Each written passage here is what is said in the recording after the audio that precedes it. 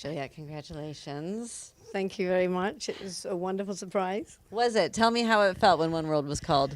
Well, I just literally told everyone on the table that we weren't going to win, and I hadn't prepared a speech, and they were all a bit surprised. And I went, no, it's going to be Canongate or Faber, of course. No, it was a wonderful surprise, and it's very difficult to feel deserved because we know so many publishers in our, independence circle that have had fantastic years through the pandemic and now, and we've had an amazing year, of course. But I suppose it's hard to know how you judge each company's so different. It's hard to know how you judge them and compare them, really. I think it was hard for the judges, really. It's a difficult job, but obviously they landed on an amazing winner. But I do think one thing that's really coming out this year is very much that everyone seems to feel the way you do, which is that anybody could have been a winner. There's such good publishing happening right now. It is a particularly fruitful time, I think, and despite some of the challenges that publishers have had with, obviously the pandemic, with our print costs went through the roof last year. They're settling down a little bit now with obviously energy prices, but people have still managed to make it work. And I think publishers, even large and small, are very creative and they're really all entrepreneurs in their own way. And I think that shows in the results. That I think Britain is one of the most successful publishing communities in the world, really, that we're sort of really setting standards. Well, and one thing that Emma Lowe said on stage tonight, which feels really, really true, is that it's sort of we're sort of the birthplace of stories and the sort of origin, and if you think about such a feeder for all of the other creative industries in terms of... Yeah, that's true. The Publishing Association brings that up regularly to Parliament to explain how much we feed industries like the film industry and theatre, and it's obviously true. A lot starts with a book, with a story. Yeah, absolutely.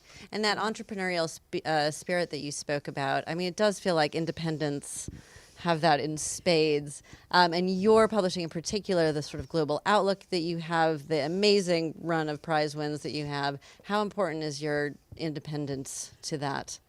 I think it allows us to do things that for larger publishers, particularly large publishers with shareholders, would probably find difficult. We can be a lot nimbler.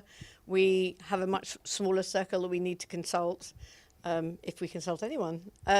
So I think it allows us to really develop our own tastes and follow them through without having to decide whether whether we need to pay six figures and then have that hanging over us for the next 3 years and that kind of thing. We are able to find books that we absolutely love and then be very passionate about the way we bring them to market. And I think the public appreciates that independent spirit, and it's not obviously not just us, but you look at the whole Faber Alliance, for example, they all demonstrate that independence in and each company is slightly different, obviously, but I think it shows how successful we are individually and as a group.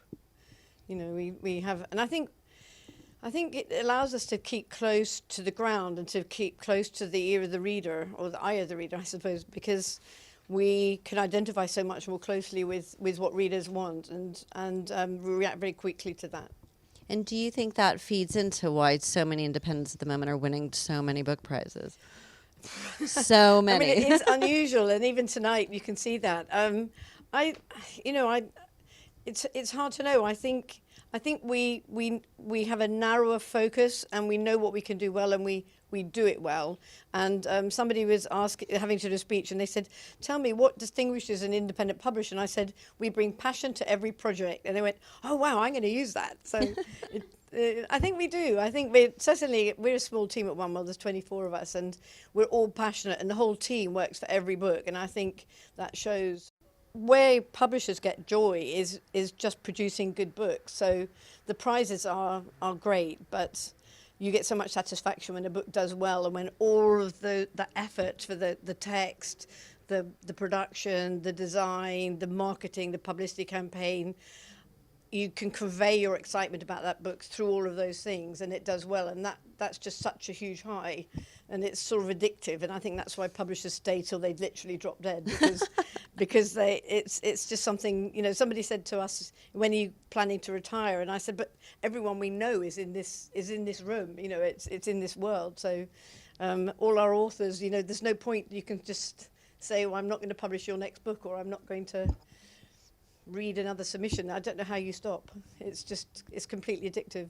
Well, we very much hope that you don't stop because you're putting so much goodness out into the world. And I do hope that you all get to celebrate in wonderful fashion. And We will. congratulations again. And Thank you very so much. No, I appreciate everything that the Nibbies do for us all. It's fantastic at putting oxygen into the system and really lifting everybody up. It's wonderful. Well, it's very much one of our aims. So thank you. That's really good to hear. Great. Thanks.